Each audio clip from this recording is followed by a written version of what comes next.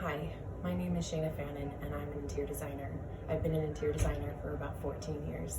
I'm also someone who loves to go salsa dancing, to drink wine, to read a variety of books, to create community around me, and to connect with people. I bring all of my loves and all of my passions and my curiosity about cultures and travel and architecture with me to who I am as a designer. Today, I really want to talk about design, specifically during this quarantine time. We are all spending an exorbitant amount of space indoors. It's a large contrast to how much time we used to spend or are used to spending in our homes. And I think this is shining a spotlight on the things in our space that may be working and maybe not working. And so I really want to dive into how do you make your space work best for you? I think this is a time when we can take a few minutes and clean up, see what's working in our spaces, and understand that clutter affects our mental health. It stresses us out. And I think this is also a moment to clarify what's important in our home. What can be, when we go through this idea of clarifying our space, what isn't working? Can it be sold? Can it be donated? And what's meant for the trash man? As we dive into what it means to clarify your space, if we consider that our home is our vision board, it is a reflection of where we see ourselves going and who we see ourselves as right now in this moment. And if you looked at your space that way, as if it were a vision board, what would you change? What could you change? Are there pieces in your home that can be refinished, repurposed, or can they be repurposed for someone else? Can you take this time working from home and give yourself a really beautiful project and repaint and refinish a piece? Even more than that, I think it's really important to talk about what is it in our lives that we see happening for ourselves in the next year, in the next 3 years, in the next 5 years. And obviously with this pandemic, we've learned that our plans don't always happen the way that we plan them. Things change, events happen. But I think it's always good to have a purpose in mind, a destination. I think the fun part about life is how we get there, but we always need to stay focused on what it is that we want to do, what we want to accomplish, who we want to be in this world. If we open our eyes to a space every day that isn't working, it's not creating harmony in our life, harmony between our goals and between who we are right now. And I think it's really an opportunity for us to take a look and say, where is there not harmony in my life? Is there harmony between me and my space?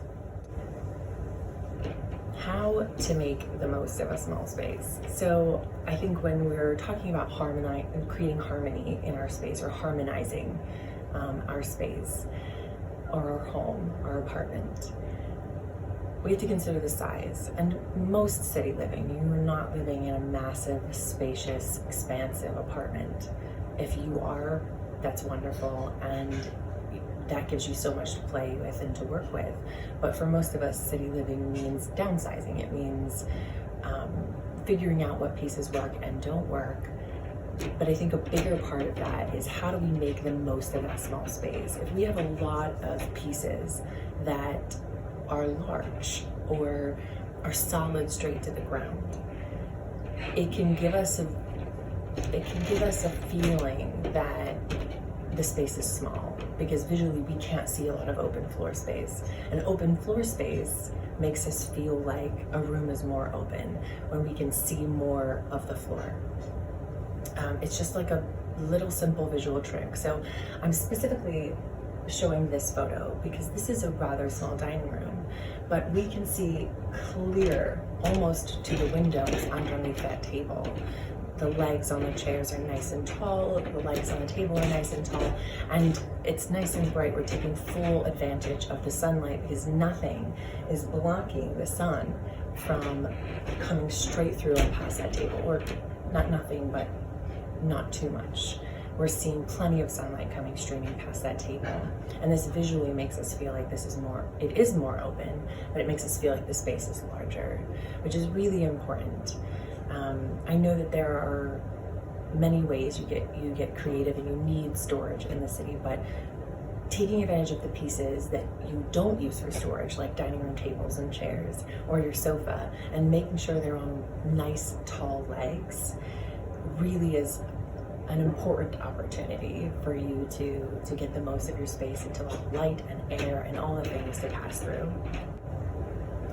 I think it's fun to consider our space, our home, our apartment, like a game of 3D Tetris.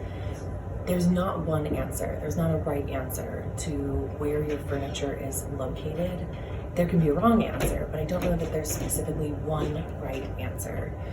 I think it's important to look at the voids in your home, in your space, and if something's not working where it is, consider where it could work. Consider how to move things around. And this could be an opportunity for you to set up a Zoom call with a designer. I am setting up 30-minute consultations with clients at no charge right now via Zoom, and creating Dropbox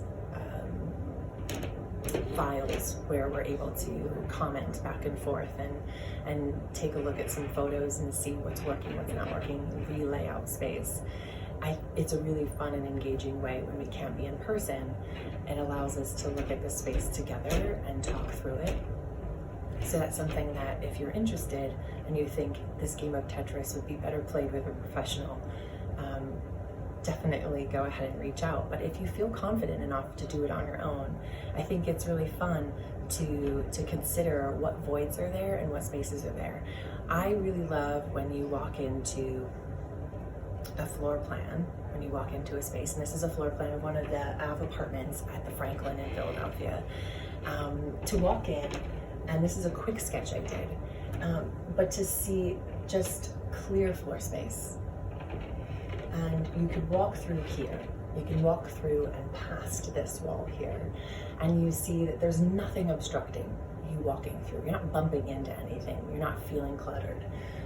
In providing an opportunity for you to come in and be able to put your keys or whatever things you need to put down, but instead of putting something here and making that block your walking path and forcing you to kind of go around it, it's nice to kind of put here instead and create just open walkway. And that also can be really helpful in a small space, to be able to walk through unobstructed and not feeling like you've got to move around so many things. The more we feel like we have to divert, the more something feels cluttered and over full. I think it's also really fun to consider furniture for a use it was not intended for. So this particular piece, I really love it because when you open up inside, there's no shelving. And initially you might think, well, that's going to limit my use for it. But I think that actually opens up your use. You could possibly use this in an office area.